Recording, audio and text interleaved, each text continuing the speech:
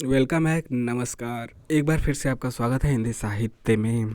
आज हम देखेंगे क्या भूलूं क्या याद करूं का सारांश। आत्मकथा हरिवंश राय बच्चन। नेट के सिलेबस में लगा हुआ है इकाई 10। उसमें जो इकाई 10 में है जीवनी आत्मकथा और अन्य गद्य विधाएं, उसी में उसके तहत इसका सारांश देखेंगे। इतना ज़्यादा बड़ा है कि इसको हम अध्ययन तो किताब से स्वयं से ही कर सकते हैं, लेकिन सारांश प्रमुख पात्र हमने पहले ही करा दिया है। प्रमुख पात्र, प्रमुख पंक्तियाँ, बाकी भूमिका भी।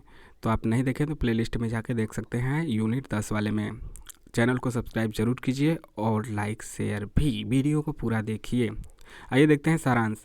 डॉक्टर हरिवंश राय बच्चन साहित्य के युग पुरुष तो थे ही, एक श्रेष्ठ आत्मकथाकार भी थे। बच्चन द्वारा लिखित क्या भूलूं क्या याद करूं विवेकपूर्वक योजनाबद्ध रीति से लिखा गया प्रथम आत्मकथा खंड है। क्या भूलूं क्या याद करूं आत्मकथा खंड उनकी पूरी योजना का 1/3 भाग है। तो 1/3 भाग उस समय कहा गया था प्रथम मथुआ में, प्रथम संस्करण में। बाद में इनका तो 4 भागों में प्रकाशित हुआ है। ठीक है, 4 भागों में प्रकाशित हुआ है। तो चारों भाग आपको कमेंट करके बताना है कि कौन कौन इनका चारों भाग है। पूछा जाता भी है वहाँ से, और इस पे हमने क्वेश्चन भी कराया है और उसमें भूमिका में बताया भी है। बिल्कुल ईजी है, आप कमेंट करके बता दीजिए, जिससे पता चलेगा कि आप देख तो रहे हैं या नहीं। आपकी परीक्षा भी हो जाएगी। तो आगे बढ़ते हैं। तो एक तिहाई का 1/4 कह लीजिए, इसमें है 1/4। इस खंड में लेखक ने अपने यौवन ज्वार के क्षणों का व्यापक वर्णन इस विशदता से किया है कि उनके साहस और सत्य कथन की प्रशंसा करनी पड़ती है। डॉक्टर बच्चन ने अपने मन मस्तिष्क पर अंकित होने वाले बचपन और युवावस्था के संस्कारों के साथ साथ पूर्व जन्म के संस्कारों के बल पर आत्म तत्व का भी यथेष्ट संकेत अनेक स्थलों पर दिया है। क्या भूलूं क्या याद करूं की रचना 1963 से 1969 तक हुई, जिसमें लेखक ने अपने कायस्थ जाति वर्ण के नाम, उद्भव, विकास और महत्व पर विस्तृत चर्चा करते हुए अपने अमोढ़ा वंश के 7 पीढ़ियों के की कथा विस्तार से लिखी है। बच्चन ने इसमें अपने जन्म, शैशव, शिक्षा की अभ्यास, गृह, परिवार, परिवेश आदि का वर्णन करते हुए स्कूल कॉलेज के मित्रों, गुरुजनों से बच्चन के संबंधों और संपर्कों की विस्तृत जानकारी प्रदान की है। इसी खंड में लेखक के शैशव काल एवं यौवना आरंभ के मतलब यौवन काल के प्रणय और भावुकता के विशिष्ट क्षणों एवं गुणों का वर्णन किया गया है, जिससे उनका उदात्त, धीर, गंभीर व्यक्तित्व उभर कर सामने आया है। प्रत्येक मनुष्य के 2 रूप होते हैं, एक व्यक्त और दूसरा अव्यक्त। उसका आकार, प्रकार, आचार, विचार अर्थात जिसमें उसकी कर्मेंद्रियों एवं समस्त ज्ञानेंद्रियों की क्रियाएं व्यक्त होती हैं। हरिवंश राय बच्चन ने अपने चारों आत्मकथा खंडों में अपने संपूर्ण जीवन, व्यक्तित्व और कृतित्व को विविध कोणों से व्याख्यायित करने का प्रयास किया है। उन्होंने आत्मकथा विधा को नया संस्कार और नया धरातल ही नहीं दिया, बल्कि एक नई चेतना भूमि, नव सामाजिकता और नव चिंतन धारा भी दी है। उन्होंने जीवन की समग्र अनुभूति, अनुभवों तथा अपने सुख दुखों को जीवंत रूप दिया है। उनके द्वारा स्थापित साहित्यिक मान्यताएं अधिक सटीक और जीवन के लिए अधिक उपयोगी हैं, क्योंकि इनमें गूढ़ चिंतन के साथ साहित्यिक जीवन के सभी पहलुओं का दिग्दर्शन मिलता है। बच्चन की आत्मकथा का क्या भूलूं क्या याद करूं में साहित्यिक जीवन से संघर्ष करने वाले जुझारू लोगों के लिए अनुकरणीय है। उनकी आत्मकथा क्या भूलूं क्या याद करूं बच्चन के विराट व्यक्तित्व पर ही प्रकाश नहीं डालती, बल्कि उनके जीवन के एक एक परत को बड़ी नजाकत और नफासत के साथ उघाड़ती भी है। उघाड़ना होता है ना, जिससे उनका जुझारू, संघर्षशील और संवेदनशील विशाल व्यक्तित्व स्वतः प्रस्फुटित होकर सामने आ गया है। संघर्षशील व्यक्तित्व उनके हम लोग सारांश ही पढ़ रहे हैं, तो क्या है व्यक्तित्व, क्या है चरित्र चित्रण, वह पढ़ेंगे ही। संघर्षशील व्यक्तित्व उनका रहा है। डॉक्टर बच्चन का व्यक्तित्व का गतिशील मानव का व्यक्तित्व था, जिसने परिस्थितियों के अनुसार नव नव रस रूप धारण किए हुए हिंदी की महान विभूति थे। उनका सहृदय व्यक्तित्व और जागरूक चिंतन तथा सर्जनाशील साहित्य हिंदी साहित्य की अक्षय मंजूषा है। बच्चन का नाम प्रथम श्रेणी के कलाकारों के अंतर्गत लिया जाता था, मतलब है अब भी। समय की प्रखर धारा ने बच्चन को हर कोण से तेज तर्रार और अकेले बहुत कर सकने की क्षमता से भरपूर बना दिया। उनका व्यक्तित्व और कृतित्व दूध पानी की तरह घुले मिले हैं। बच्चन का मझला कद, गेहुआ रंग, तने अंग, घुघराले उठे उठे से बाल, दर्पण सा माथा, ऐनक के अंदर चमचमाती छोटी मछलियों सी आंखें, चिकना चेहरा, खुशनुमा ओठ किसी को भी अपनी ओर आकृष्ट किए बिना नहीं रहते थे। ऐनक जैसा चेहरा कैसा होता है, कमेंट करके बताइए। उनके दुर्बल तन में एक सबल झांकता हुआ मन सहज दृष्टिगोचर होने लगता है। जैसे गौरैया एक एक तिनका चोंच में लगाकर एक सुंदर सा घोंसला बना लेती है, वैसे उन्होंने एक एक काम जोड़कर अपने व्यक्तित्व और उसके चारों ओर के वातावरण का निर्माण किया। बच्चन के व्यक्तित्व में मीरा की दीवानगी, बिहारी की लोकप्रियता, घनानंद के प्रेम की पीर, भूषण का ओज, गुप्त की सहजता, प्रसाद का सामंजस्य, महादेवी से अधिक गेयता और विरहानुभूति पाई जाती है। बच्चन बेहद संवेदनशील और धैर्यवान थे। उनका देह धैर्य अटूट था। तैल धारावात उनका अंतःविश्वास। बच्चन दुख से परेशान होकर कभी नहीं हारे। अछूतो द्वार एवं बहिष्कृत भी रहे हैं। उनका व्यक्तित्व। चमारिन माँ के लाडले बच्चन ने इलाहाबाद के आर्य समाज में आयोजित प्रीतिभोज में अछूतों की पंगत में बैठकर कच्चा खाना खाया। मोहल्ले की खतरानी कन्या खिल्लो की शादी के समय हिंदुओं की छुआछूत नीति एवं सामाजिक क्रूर निर्मम रूढ़ियों से द्रवित होकर बच्चन ने बहिष्कृत कायस्थ परिवार में स्वयं भोजन करें उनको समाज में पुनः स्थापित करवाया। बहिष्कृत और अछूतों के परिवार के साथ साथ खाने पीने के कारण उनके परिवार के सदस्यों और निकट संबंधियों ने शालिग्राम के गौने के समय बहुभोज का बहिष्कार किया था। जब इनकी शादी हुई। विजाति, विधर्मी और विभाषी तेजी को अपनाकर बच्चन अपनी जाति खो चुके थे। बच्चन को हिंदू समाज का समस्त ढांचा रुग्ण और सड़ा गला सा प्रतीत होता था। छुआछूत तथा विभेद की भावना देश की उन्नति में घातक प्रतीत होती थी, जो कि आज भी है। आप सबको प्रयास करना चाहिए अपने रचनाओं से। आप यदि बाद में रचना करते हैं या फिर पढ़ाते हैं तो भी पढ़ाते हैं, तब ज़्यादातर लोग तो टीचर ही बनेंगे, कहीं भी बने, प्राइमरी, जूनियर, हाई स्कूल या इंटर, या फिर असिस्टेंट प्रोफेसर। मानव का मानव से लेकिन अलग न उतर प्राण। मिट्टी के द्रोणाचार्य कविता में भी उन्होंने छुआछूत की भावना पर प्रकाश डाला है। बच्चन जी ने अपने घर में प्राय चमार बावर्ची रखते थे। विनोद वृत्ति के उनका स्वभाव रहा है। बच्चन का मन पढ़ने लिखने में नहीं लगता था। वह जानबूझकर कलम की नोक तोड़ देते थे, क्योंकि वह जानते थे कि उनकी मासूर सती को कलम की नोक निकालनी नहीं आती, जिसके फलस्वरूप उन्हें पढ़ने से छुट्टी मिल जाती थी। मासूर सती जब मंगलवार को सुंदरकांड का पाठ करती तो बच्चन अधिक प्रसाद पाने के लिए कहते, सुनहो मातो मोहि अतिशय भूखा, और माँ 1-2 लड्डू और अधिक दे देती। तेजी के विवाह के अवसर पर अपनी माँ से कहा कि वह सभी प्रकार से सुंदर है, परंतु कानी है। उसके पिताजी ने कांच की आंख लगवा दी है। जब माँ सुसरती ने प्यार और सहानुभूति और विश्वास में लेकर आंख के विषय में पूछा, तब तेजी ने उत्तेजित होकर कहा कि मेरी दोनों आंखें ठीक है। बच्चन का विनोद तीखा और पैना न होकर सहृदयता से भरा होता था। क्रीड़ा और खेलकूद। बचपन इसमें हरिवंश राय बच्चन जी का क्या व्यक्तित्व रहा हुआ देखते हैं। बचपन में बच्चन का मन पढ़ने लिखने से हटकर खेलकूद की ओर लगाया गया, परंतु खेलकूद में भी उनका मन पूरी तरह से रमा नहीं। धीरे धीरे खेलकूद से वह पूरी तरह दूर चले गए। बस कभी कभी वह काम से थककर हाथ में छड़ी लेकर 1-2 मील घूम आते थे, किंतु मन काम में नहीं रमा रहता। बच्चन ने अपनी आत्मकथा में लिखा है, जो वृद्धावस्था में खेल सकते हैं गोल्फ चाहे लाश, मुझे उन सब से ईर्ष्या है। तो खेल कूद में बस टहल के आ जाया करते थे, बाकी ज़्यादा कुछ नहीं। प्रकृति प्रेमी थे। बच्चन जन्म से ही शहर में रहे हैं, घूमे फिरे, इसलिए प्रकृति प्रेम के संस्कार उनमें जागे नहीं। अच्छा, बाद में तो जागे होंगे। तो शुरू में तो नहीं जागे, क्योंकि शहर में रहे। बच्चन ने पाया कि ऊपर आसमान है, जहाँ रात में तारे निकलते हैं, उसी में कहीं बादल छा जाते हैं। सूर्योदय और सूर्यास्त मेरे मकान के पीछे से होता है। यद्यपि वह किसी स्थान के प्राकृतिक सौंदर्य को देखकर आकर्षित नहीं हुए और ना उसे देखने गए, परंतु फिर भी वे सौंदर्य बोध से अपरिचित नहीं थे। बच्चन की अपनी आत्मकथा में प्रकृति चित्रण मिलता है, वहीं तो कह रहे हैं कि इनके रचनाओं में जरूर मिलता है। भले ही जीवन के शुरुआती में, इनके व्यक्तित्व में, इनके जीवन काल में प्रकृति से उतना नाता न रहा हो। विदेशों में देखा है, जहाँ प्रकृति को मनुष्य का आसपास मिला तो वह और अधिक सुंदर हो गई। हम प्रकृति के समीप आकर उसे अशोभन, अनाकर्षक, कुरूप बना देते हैं। वे कहते थे कि भारत में चित्रकूट की गुप्त गोदावरी को यदि मनुष्य के स्पर्श द्वारा शोभनीय बनाया जाए तो कितना अच्छा हो। अगला है मानसिक अंतर्द्वंद। इनके बात करते हैं मानसिक अंतर्द्वंद की। क्या बात? मानसिक अंतर्द्वंद। मैट्रिकुलेशन परीक्षा में असफल करकल चंपा की स्मृति में निस्संग आत्महत्या विचार से नहीं, किंतु मृत से ही यमुना किनारे गए। सद्भाग्य से एक अपरिचित अध्यापक एडम्स की सहानुभूति ने बच्चन को जीवन के प्रति आशावान बना दिया और संघर्ष करने की प्रेरणा दी। बरेली कवि सम्मेलन से लौटते समय मधुशाला के प्रशासक नवयुवक की आत्महत्या से द्रवित होकर कभी भी कविता न लिखने का निश्चय किया।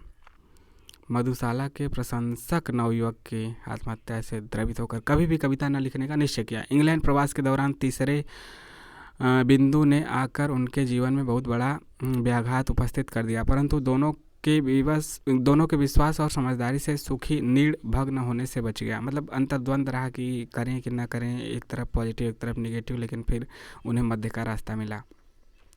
देखिए, इस आत्मकथा के सारांश को हम 2 या 3 भागों में करेंगे, क्योंकि छोटे छोटे पार्ट रहें और देखने सुनने में भी अच्छे लगें। हमारे समय के हिसाब से भी, आपको देखने के समय के हिसाब से भी ठीक रहे छोटा छोटा।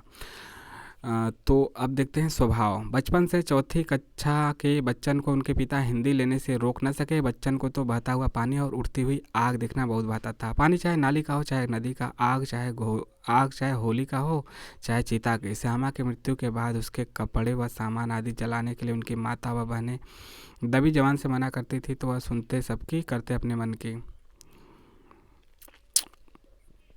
मतलब मना करती थी लेकिन जला दिए। कब भला संसार से डरता रहा मैं, मौज में आया वहीं करता रहा मैं। रच दिया गाना। अघड़ स्वभाव वाले बच्चन टूट तो सकते थे परंतु झुक नहीं सकते थे। बच्चन ने अपनी आत्मकथा में लिखा है, कभी उन्होंने अपने व्यक्तित्व को बढ़ा चढ़ा कर नहीं देखा, बल्कि उन्होंने विनम्रतावश घटा कर देखा। आधुनिक प्रचारवादी युग में यह बहुत बड़ी मिसाल है। आड़े वक्त में दूसरे के काम आना बच्चन की प्रकृति थी। आर्थिक संकट में श्री कृष्ण, शमशेर, जीवन प्रकाश जोशी को सहायता देते तो नरेंद्र और पंत जी को सहयोग भी। जोखिम में जीना या जीवन के जोखिमों के साथ जीना बच्चन के लिए मनोरंजन की सामग्री थी। आराधनात्मक प्रकृति कैसा रहा, मतलब आराधना, पूजा आराधना। बच्चन को रामचरित पूजा आराधना, रामचरितमानस, मतलब उनका स्पिरिचुअलिटी, आध्यात्मिक जीवन कैसा रहा। बच्चन को रामचरितमानस अत्यधिक प्रिय और पूज्य थे। प्रति चैत्र की नवरात्रि में वह मानस का पूर्ण पाठ करते थे। बच्चन के अखंड मानस पाठ से सिया राम शरण गुप्त को प्रसन्नता थी। बच्चन हृद नास्तिक अथवा अनास्थावान नहीं थे। बच्चन का धर्म संबंधी विश्वास भी एक अनन्य वैशिष्ट को परिचायक था। प्रेम ही उनका धर्म और भगवान था। धर्म हमारा पूछो प्राण, ईश्वर को मैं नहीं जानता, उसकी सत्ता नहीं मानता, जिसे न देखा जाना, कैसे उसको लेता मान, जगती मैं अब तक प्राण। दाम्पत्य जीवन में पत्नियों के प्रति संवेदनशीलता कैसी रही, देखते हैं। बच्चन का प्रथम विवाह 1926 में सिराई तहसील के रूप नारायण गांव के निवासी इलाहाबाद हाईकोर्ट में अनुवादक श्री बाबू राम किशोर की 15 वर्षीय बड़ी पुत्री श्यामा देवी के साथ संपन्न हुआ था। तो इतना बड़ा परिचय है, ठीक है। 2 विवाह हुआ था, जैसा कि आपको पता होगा, नहीं पता है तो आज पता हो गया। बच्चन को उस समय वह स्काई लार्क लगे। परिणामतः बच्चन ने उसे अपने खेल की सहेली बनाया। विवाह के 3 वर्षों के बाद बच्चन ज्वरग्रस्त श्यामा का गौना करा लाए। उनको उस वक्त श्यामा की चारपाई अपने कमरे में लगवाने के लिए संघर्ष करना पड़ा। श्यामा की चारपाई को अपनी चारपाई से मिलाकर बच्चन ने अनुभव किया कि मानो दोनों के शरीर मिल गए हों। बच्चन ने अपनी पत्नी का यह एकांत मिलन इन शब्दों में व्यक्त किया, नींद तो मुझे नहीं आ रही थी, न उससे ही, पर मैंने सोचा मैं सोऊंगा तो वह भी सो जाएगी। मुझे याद है कि मैंने उसके बालों की एक लट अपनी अंगुली पर लपेट ली और आंखें मूंद ली, पर न श्यामा सो सके न मैं सो रहा था। 216 दिन, सॉरी साल इतना कहाँ कोईजिएगा, 216 दिन को 30 से भाग दीजिए, 7×21, मतलब कि लगभग 7 महीने के दिन रोग सैया पर पड़े रहने के बाद 17 नवंबर 1926 को श्यामा ने अपना शरीर छोड़ दिया, यानी कि स्वर्गवास हो गया। श्यामा सही अर्थों में बच्चन की अर्धांगिनी थी। उनकी मृत्यु से बच्चन भी अधमरे हो गए थे। फिर दूसरा उनका विवाह हुआ। द्वितीय विवाह बच्चन की सुखी दाम्पत्य जीवन एक बार फिर से। अकेले और छिड़का बच्चन को आचार्य चतुर्सेन शास्त्री ने, जो अयम रक्षा में लिखे हैं, उन्होंने द्वितीय विवाह करने की सलाह दी। तुम घर परिवार बसाकर ही शांत और सुखी रह सकोगे, तुम फिर से विवाह कर लो। परिणामतः 24 जनवरी 1942 को इनकी मृत्यु कब हुई, 17 नवंबर 1926 को, और फिर 42 को किए 26 4 30, 10 2 12 4 16 साल बाद। परिणामतः को मरीपुर खास के सरदार जी की चौथी पुत्री, सबसे छोटी पुत्री तेजी से बच्चन का विवाह हो गया। सुरसती ने तेजी को राम सीता विवाह प्रसंग सुनाकर बच्चन जी से मांग में सिंदूर भरवाया। भगवती बाबू दैवयोग से उस समय कलकत्ते आ गए। उन्होंने आगे बढ़कर दोनों को आशीर्वाद दिया। दैवयोग से ही वह अमिताभ की शादी पर बम्बई में मौजूद थे और बारात में भी शामिल हुए थे। तेजी के आगमन से माँ की ममता, साहचर्य की सद्भावना का अनुभव कर बच्चन सुखी संपन्न हुए। उनके दो पुत्र अमित और अमित मतलब अमिताभ बच्चन अजिताभ हुए। बच्चन का व्यक्तित्व भारतीय संस्कृति की विशेषताओं से संपन्न, कतिपय व्यक्तिक गुणों से मंडित था। वे देश की सांस्कृतिक परंपरा के उत्कर्षाभिमुख प्रतिनिधि हैं, जो सौष्ठव और आभा से दैदीप्यमान है। अतः बच्चन के जीवन में जो भी साधारण असाधारण घटना चक्र घटित हुआ, उसने उनको असाधारण, अद्वितीय, संघर्षशील व्यक्तित्व प्रदान किया। बच्चन के जीवन में आई उनकी दोनों पत्नियों का उनके व्यक्तित्व निर्माण में निश्चित रूप से योगदान रहा है। जो भी आएगा योगदान रहेगा ही, उसका आप पे और आपका उस पे असर पड़े बिना नहीं रहता। आत्मकथा में चित्रित उनका वंश परिचय। अपने कुल, परिवार, वंश, जाति, वर्ण आदि के गौरव को अछूट रखना तथा आत्मोन्नति की प्रेरणा स्वरूप अपने पूर्वजों के गुण गरिमा का स्मरण करना, जहाँ मनोवैज्ञानिक दृष्टि से मानवीय व्यक्तित्व के निर्माण के लिए उपयोगी है, वहीं यह समाजशास्त्री परंपरा के लिए भी आवश्यक है। हिंदी के ख्यातनामा लेखक, अनेक साहित्यिक सम्मानों से अलंकृत तथा ख्याति प्राप्त मतलब अनेक अलंकारों से सम्मानित, उच्चतम सरस्वती पुरस्कार से समादृत बच्चन ने वंश गौरव तथा जातिभिमान को अत्यंत कलात्मक एवं रोमांचक शैली से प्रस्तुत करते हुए उसे सुरुचिपूर्ण बनाने का प्रयास किया।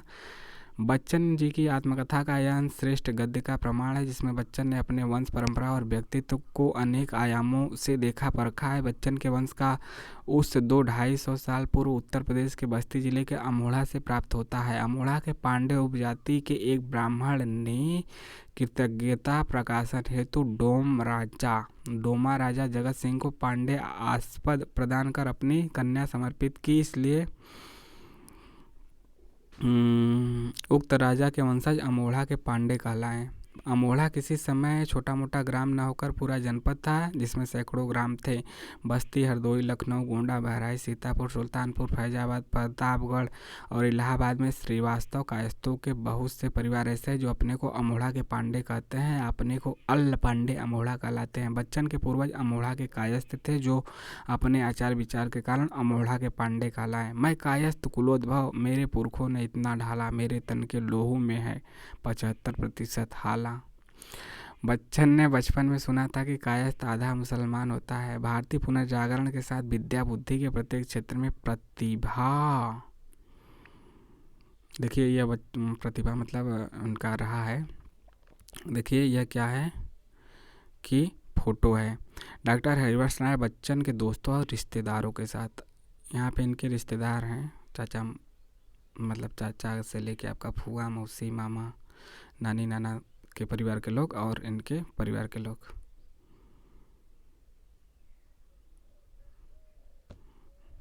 ये आपको कौन लग रहे हैं कमेंट करके बताइएगा।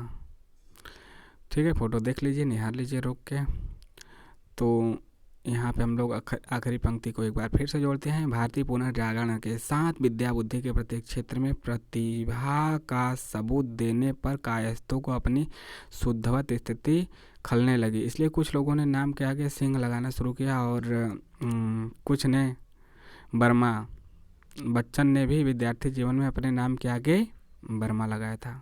मोस्ट इम्पोर्टेंट क्वेश्चन, मतलब कि कौन कुछ भी पूछ सकते हैं, किंतु सौभाग्य से वह जाति उपजाति का भेदभाव जल्दी समझ गया और वर्मा लगाना छोड़ दिया। बच्चन की स्मृति में मनसाराम प्रथम व्यक्ति थे जिन्हें रामानंद संप्रदाय के गद्दी के आचार्य गुरु ने उन्हें 3 पुत्रों का वरदान और 3 बर्तन, 1 बटलोई, 1 थाली, 1 गिलास, 3 रुपये नगद भी ऋण के रूप में दिया और कहा, जब तक ये बर्तन तुम्हारे पास रहेंगे तब तक तुम्हारा कुटुंब अन्न कष्ट नहीं भोगेगा। गुरु जी के वरदान के अनुसार 3 पुत्र हुए और 3 पीढ़ियों तक सम्मिलित कुटुंब में रहें। चौथी पीढ़ी में तीनों अक्षय प्राप्त तीनों परिवारों में बैठ गए। बड़े घर में थाली, मझले घर में बटलोई, छोटे घर में गिलास गया। तब यहाँ से होता है बड़ा घर, छोटा घर, मझला घर, मतलब अलग अलग होगा 3 पीढ़ियों तक। तो 7 था, चौथी पीढ़ी में तीनों अक्षय प्राप्त तीनों परिवारों में बैठ गए। इन बर्तनों की चमत्कारी मतलब अलग अलग हो गए तो तीनों में गए। तीनों बर्तनों की चमत्कारी शक्ति के बराबर विश्वास किया जाता रहा। बड़ा घर, मनसाराम की 6ठी पीढ़ी में बड़े घर में 4 भाई जगन्नाथ प्रसाद, मुरलीधर, मोहनलाल, गणेश प्रसाद हुए। जगन्नाथ प्रसाद के पुत्र शिव प्रसाद के पुत्र का नाम कृष्ण मुरारी है। मोहनलाल के एक पुत्र ठाकुर प्रसाद एमए के 2 पुत्र ठाकुर प्रसाद एमए मोहनलाल के एक पुत्र ठाकुर प्रसाद एमए के 2 पुत्र श्यामा प्रकाश और भानु प्रकाश हुए। मझला घर, मनसाराम की 4थी पीढ़ी में मिट्ठू लाल बच्चन के परबाबा थे 6 फूटे जवान, इस्पाती शरीर वाले, कसरत, लाठी तलवार, घुड़सवारी एवं बाज के शौकीन, किंतु स्वभाव से क्रोधी, इसलिए लोग उन्हें जाबिर बौर जल्लाद भी कहते थे। वह राजसी प्रकृति एवं व्यसनी आनंदवादी थे। परडामता चौक के 2-4 कोठे समृद्ध थे। अक्खड़ स्वभाव के कारण मृत्यु शैया पर गोदान न कर घोड़ा दान ही किया। बच्चन के परबाबा कंपनी सरकार में शहर के नायब कोतवाल थे। उन्होंने, कंपनी मतलब ईस्ट इंडिया कंपनी, उन्होंने काफ़ी धन कमाया और किले जैसा बड़ा मकान बनवाया था। बच्चन के अनुसार जो कदकाठी आज अमित की है और उनका बंगला, प्रतीक्षा, वह सब उनके परबाबा मिट्ठू लाल से मिलता है, मतलब इनके अमिताभ बच्चन के पिता के पिता। बच्चन बचपन में अपने परबाबा के विषय में सुनते सुनते सोचते कि वह भी आत्मविश्वस्त और निर्भीक होकर जिएंगे और आनंद से जीऊंगा और विचरूंगा। शिवाजी के परमोपासक होने के कारण उन्होंने पुत्र का नाम भोलानाथ और पुत्री का नाम भवानी रखा। बच्चन पर बचपन में पड़े परबाबा के संस्कारों के प्रभाव के कारण बच्चन ब्रिटिश यूनिटों से समृद्ध होकर आधुनिक हथियारों को चलाना सीख गए हैं। मैं कलम और बंदूक चलाता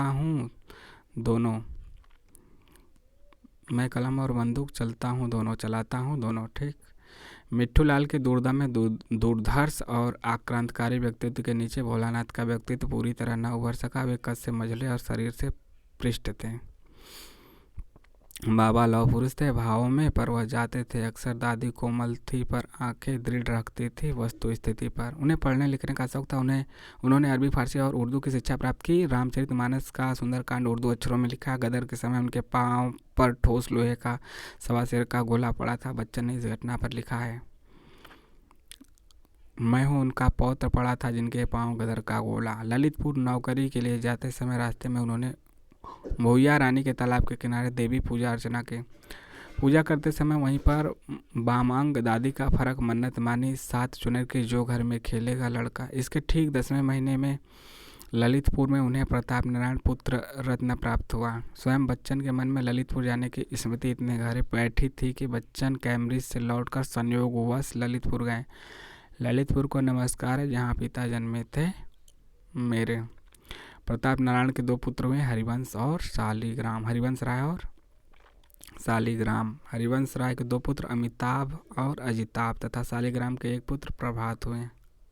अब देखते हैं छोटा घर के आज का मतलब यहीं तक समाप्त हो गया। छोटा घर को ख़त्म करने के बाद मनसाराम की 6ठी पीढ़ी में छोटे घर में छेदीलाल और शारदा प्रसाद हुए। शारदा प्रसाद के 3 पुत्र जगत नारायण, रामचंद्र और काशी प्रसाद हुए। इस प्रकार से मनसा की 7वीं पीढ़ी में शिव प्रसाद, ठाकुर प्रसाद, हरिवंश राय, शालिग्राम, जगत नारायण, रामचंद्र और काशी प्रसाद कुल 7 पुत्र हुए।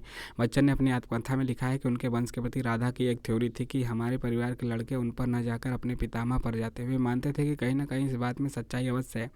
मेरे परबाबा 6 फुटे जवान थे। मेरे पिता फिर लंबे 6 फुट से ऊपर ही थे। मैं 5.5 के ऊपर नहीं जा सका और मेरा बड़ा लड़का कालिदास तो नहीं, व्यास के दुष्यंत पुत्र सर्वदमन के समान 12 की अवस्था में तो नहीं, पर 15-16 की उम्र में ही सालस्तभ इवोद गतः 6 फुट से ऊपर निकल गया था। अमिताभ बच्चन की बात कर रहे हैं। बच्चन ने अपनी आत्मकथा में लिखा है, अपने पारिवारिक जीवन में मुझे कई बार अनुभव हुआ जैसे हमारे पिताजी की आत्मा हमारे बीच सक्रिय है।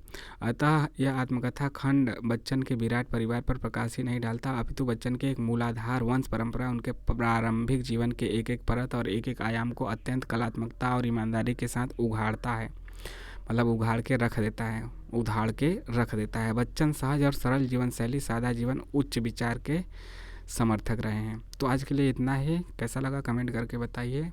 इसका अगला भाग, तो मतलब ये पहला भाग है तो सारांश का तो थोड़ा सा बड़ा है, छोटे छोटे पार्ट में होगा, तो 2 या फिर 3 पार्ट में ख़त्म हो जाएगा। कमेंट के माध्यम से बताइए। चैनल को सब्सक्राइब भी कीजिए। नमस्कार।